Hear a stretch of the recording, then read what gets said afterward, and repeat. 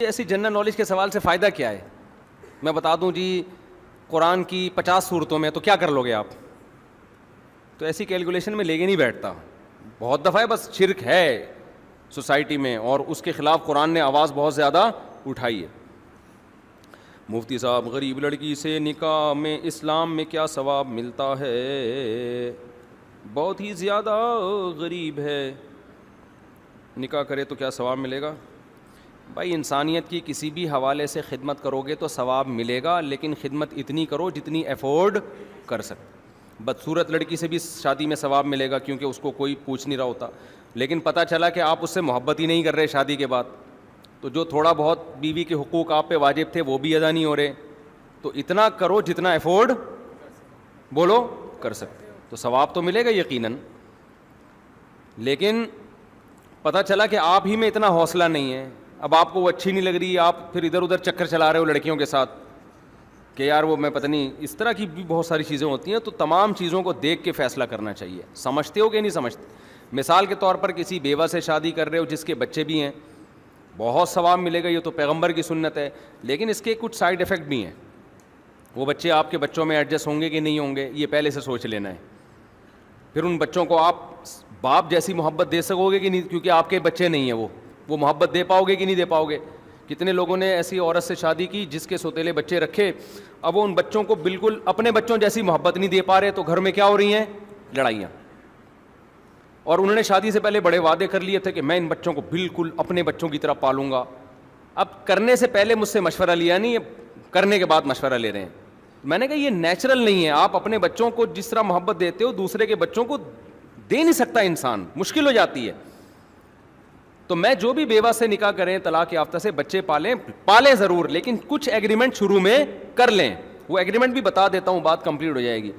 آپ اس کا عورت کو بھی مان لینا چاہیے، یہ اس کو بتا دیں بھائی یہ بچے میری کسٹڈی میں رہیں گے، میں اس کو رکھنے کے لیے، بلکہ نہیں اور ایک اسٹیپ آگے کہ آپ بچوں کی ماں ہو، میں آپ کی گود سے یہ بچے چھینوں گا نہیں، بس اتنی ذمہ داری میری ہے. باقی میں ان کو باپ جیسی محبت دوں یا نہ دوں یہ میرے بس میں نہیں ہے. محبت ہو گئی تو ٹھیک ہے، نہیں ہوئی تو بھائی میری طرف سے کوئی گارنٹی نہیں. کلیئر بات کر لو. نہیں آ رہی سمجھ میں؟ دیکھو میں نے بھی اپنا تجربہ بھی شیئر کر دیتا ہوں نا. میری جب ایک دفعہ شادی ہوئی تو یہ تھی 2007 یا 8 میں، تو مجھے بھی 2 سوتیلے بچے جہیز میں ملے تھے. اب تو الحمدللہ بڑے ہو گئے، بیٹی کی شادی بھی ہو گئی، ہماری گھر سے رخصت ہوئی الحمدللہ. اپنے بچوں کی طرح ہی پالا ہم نے اس کو، محبت بھی. لیکن بات میں نے پہلے کیا کی، بات میں نے یہ کر لی تھی کہ بھائی دیکھو میں اس کی گارنٹی نہیں لیتا کہ مجھے ان سے ویسی محبت ہوگی جیسے اپنے بچوں سے. تو یہ بچے میں ماں سے جدا نہیں کر رہا، ماں کے ساتھ رہ سکتے ہیں. یہ اس کی شرن کیا ہے؟ یہ اس کی شرن نہیں، یعنی اس کی میں آپ کو اجازت دے رہا ہوں. کیونکہ عورت کے لیے بچوں کے بغیر کہیں جانا یہ بڑا مشکل کام ہوتا ہے نا، وہ اس چکر میں رشتے نہیں کر رہی ہوتی. تو یہ آپ کی کسٹڈی میں رہیں گے. اور میری آمدن اس وقت بہت تھوڑی تھی، تو یہ بھی میں نے قید لگا دی کہ بھائی ان کا خرچہ بھی میرے ذمے نہیں ہے. میں کروں تو یہ میری طرف سے فی سبیل اللہ ہوگا، لیکن ذمے میں نہیں ہے. میں اس لیے یہ بات آپ کو بتا رہا ہوں کہ بات ایسی نہ کرو کہ ثواب کے بجائے الٹا عذاب ہونا شروع ہو جائے. آپ نے ایک کام کیا اچھا سمجھ کے اور اس کے الٹے نتائج نکلنا شروع ہو جائیں. لیکن حقیقت ہے کہ ہمیں محبت بھی ہوگی. ظاہر ہے آپ کے ساتھ کوئی رہتا ہے، آپ کے گھر میں رہتا ہے تو محبت تو ہوتی ہے نا. بہت الحمدللہ اب بھی بہت محبت ہے. اور اللہ کا شکر ہے جو ٹوٹا پھوٹا ہم سے خرچہ ہو سکا وہ بھی ہم نے کیا. کچھ ان کے ننیال نے کر دیا، کچھ ہم نے کر دیا. یہ سب مل جل کے چلتا رہا اور اللہ کا شکر ہے بڑے اچھے طریقے سے پل گئے، بڑے ہو گئے، بیٹا جوان ہو گیا، بیٹی کی شادی ہو گئی. آئی بات سامنے؟ تو بہت اچھا حساب کتاب ہو گیا. وجہ کیا تھی؟ کلیریفیکیشن تھی. کوئی آڑی ترچی ڈائلاگ نہیں مارے ہم نے، ٹھیک ہے نا.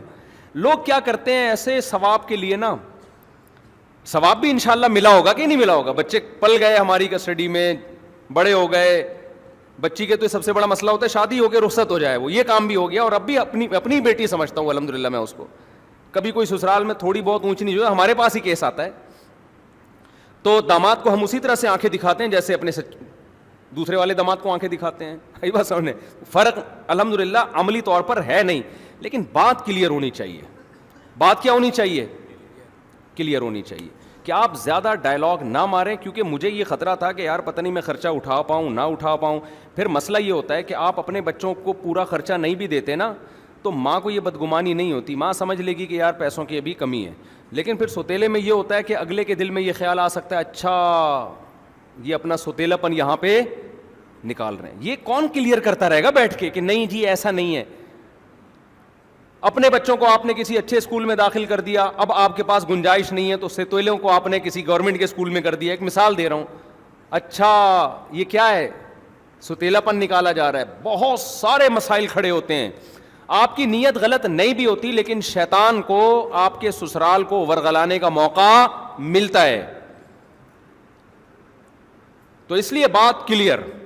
تو جب بھی طلاق یافتہ عورت سے شادی کرو, جس کے بچے بھی رکھو یا بیوہ سے, تو پہلے بتا دو بھائی میری شادی آپ سے ہو رہی ہے, میں اتنا احسان آپ کے اوپر کر رہا ہوں کہ بچے آپ کی گود سے چھین نہیں رہا, بچے آپ کے ساتھ رہیں گے لیکن یہ آپ کے بچے ہیں. سمجھ میں آ رہی ہے بات؟ مجھ سے جو ہو سکا میں ان کو محبت دینے کی کوشش, اور اس طرح سے چلو گے نا تو محبت ہو بھی جائے گی, اپنے لگنے بھی لگیں گے وہ, کیونکہ اب آپ فری ہو جاؤ گے, کوئی تانا مجھے نہیں ملے گا. تو یار انسان گدھا پال لیتا ہے نا, اس سے محبت ہو جاتی ہے. بچے پالنے سے, انسان پالنے سے نہیں ہو جائے گی کیا؟